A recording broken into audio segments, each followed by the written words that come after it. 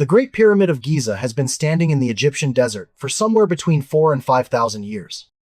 That is a remarkably long time to keep a secret.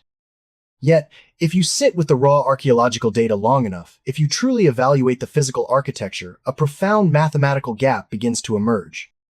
The standard historical narrative found in standard school textbooks asserts a singular conclusion.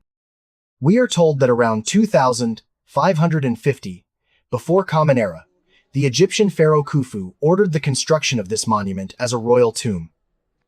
The official timeline claims that tens of thousands of workers moved and stacked approximately 2.3 million stone blocks in just 20 years, utilizing copper chisels, wooden sleds, and earthen ramps.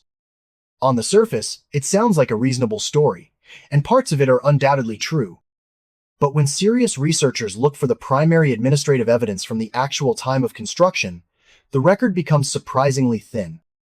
Consider the sheer scale of the operation. A multi-ton stone block had to be quarried, transported, and perfectly placed every 2 minutes, 24 hours a day, for 20 years straight. Yet, for a civilization that recorded almost every harvest, religious ritual, royal decree, and land dispute on papyrus, the construction of their grandest project went completely unrecorded.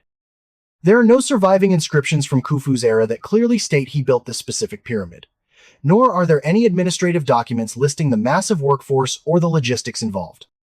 While the absence of records does not prove Khufu wasn't the builder, combining this missing archive with the physical anomalies inside the pyramid makes the picture far more complex.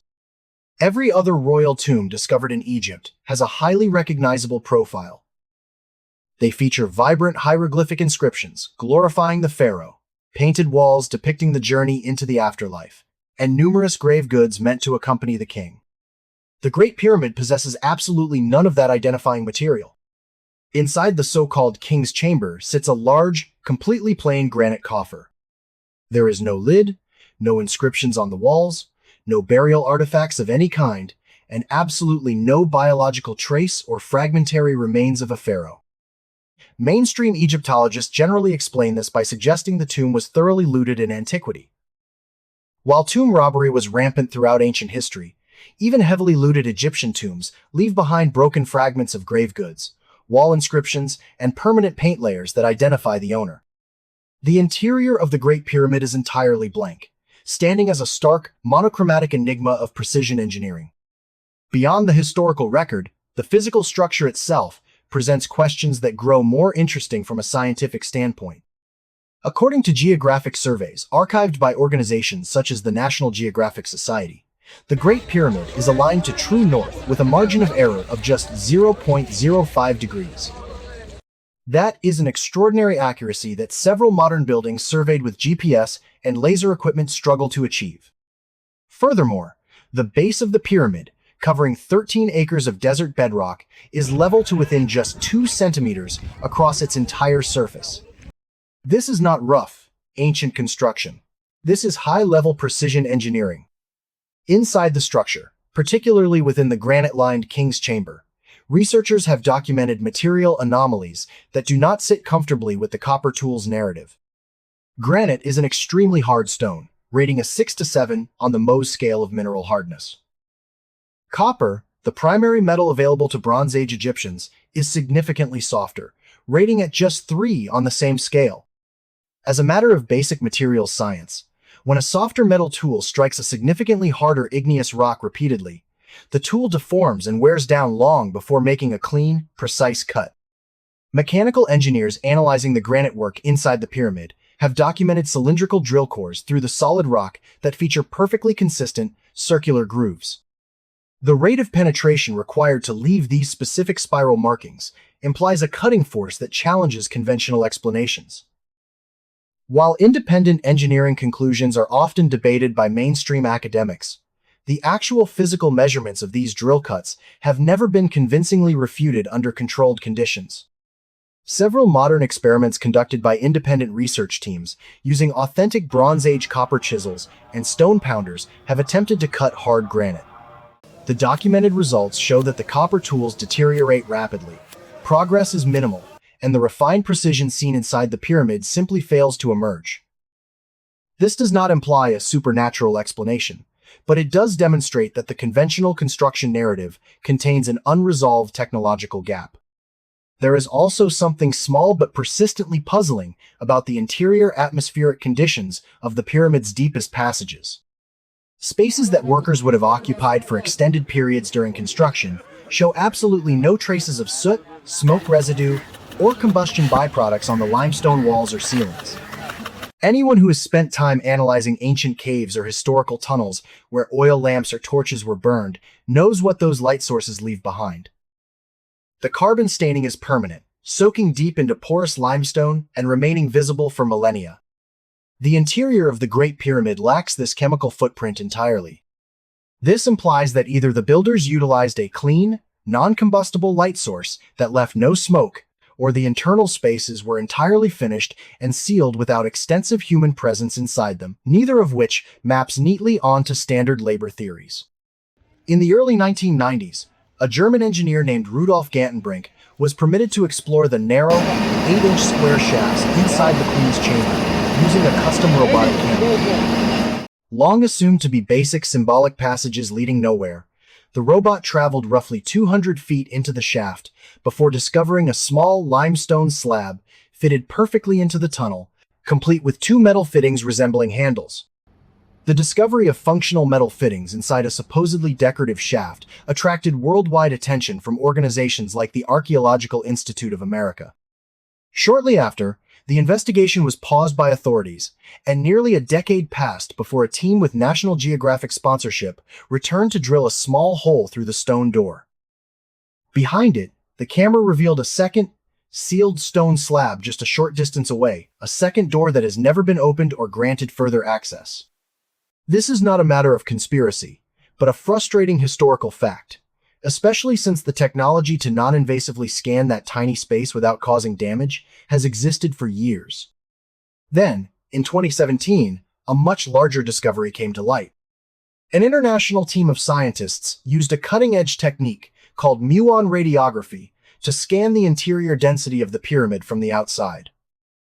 Muons are subatomic particles produced naturally by cosmic rays that pass through solid matter at predictable rates, acting as a non-invasive cosmic X-ray.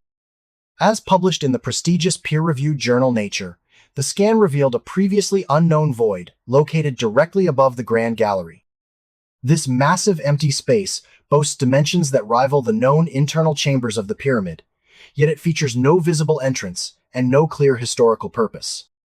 The fact that a major structural void of this size remained hidden for thousands of years proves that the Great Pyramid is still a largely unexplored puzzle. The mystery of Giza extends beyond the pyramid itself to the Great Sphinx, located about a quarter-mile away. Carved directly from the natural limestone bedrock of the plateau, this 240-foot-long monument is officially dated to around 2500 before Common Era, linked by mainstream Egyptology to the pharaoh Khafre, based primarily on its proximity to his pyramid. However, in the early 1990s, Dr. Robert Schoch, a prominent geologist from Boston University, began evaluating the specific weathering patterns on the Sphinx's body and the vertical walls of the enclosure it sits in. Schoch's specialization is rock weathering, and what he observed did not match the classic erosion profile caused by desert wind and sand. Wind erosion creates sharp, horizontal shelves in layered limestone.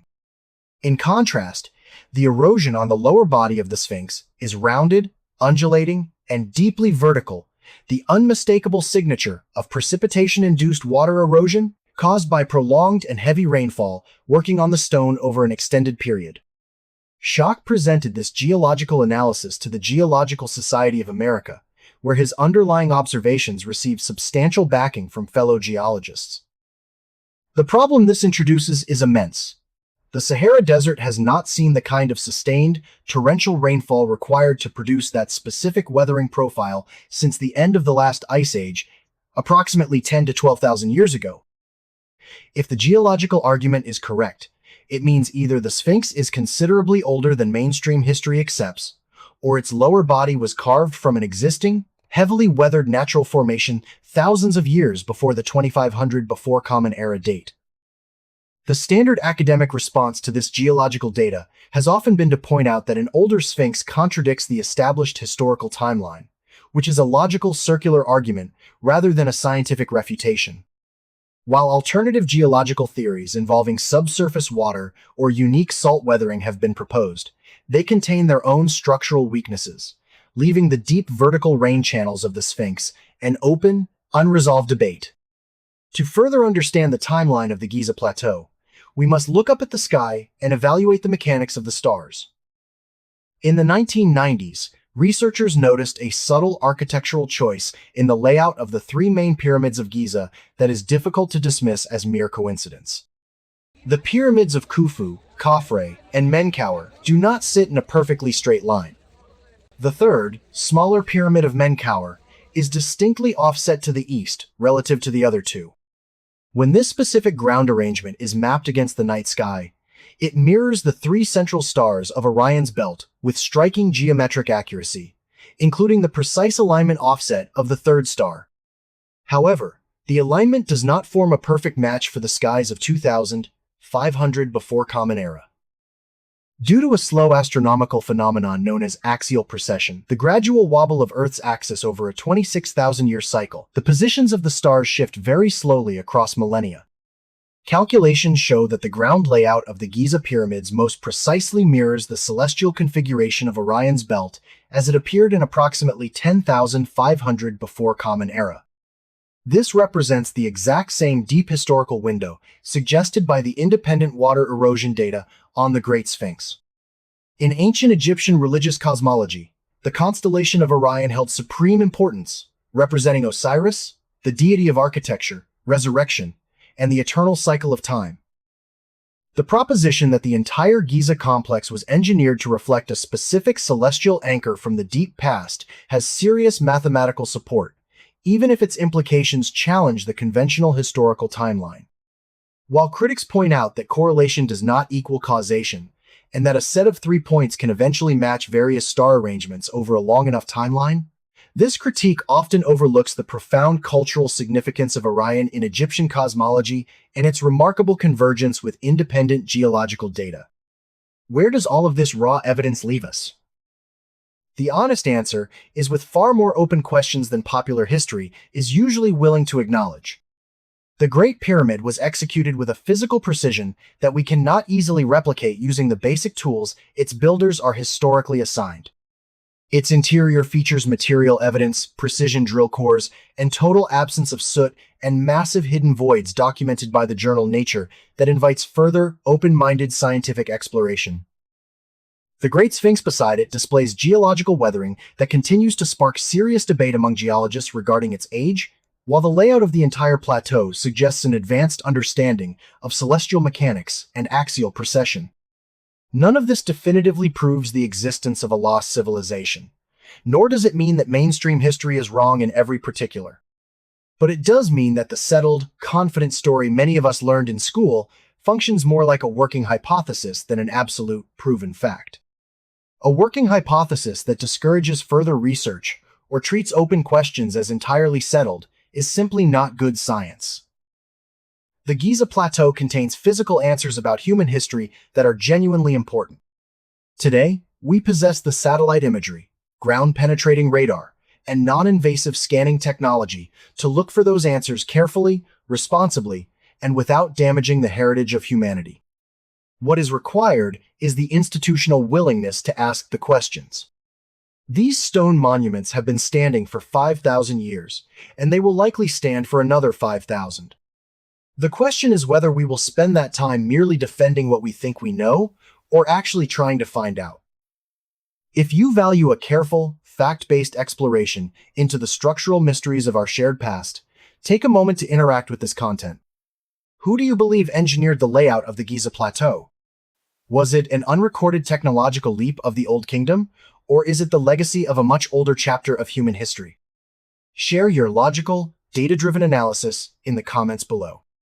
Every week, we continue to look closely at the places where physical field data and official records invite deeper questions.